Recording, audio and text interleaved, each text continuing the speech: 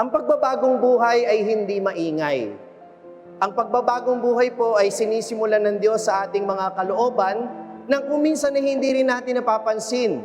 Kaya kahit yung ibang tao, hindi rin nila kaagad napapansin. Ganon din ang ginagawa ng Diyos sa kalooban ng bawat isa. God transforms our hearts in silence. May binabago ang Diyos sa kalooban natin araw-araw at linggo-linggo sa ating tayo nagsisimba. Pero minsan hindi natin ito napapansin sa ating mga sarili. Kaya minsan feeling natin hopeless tayo. Pero ano ang ipinapaalala sa atin ng Panginoong muling nabuhay? You are not hopeless.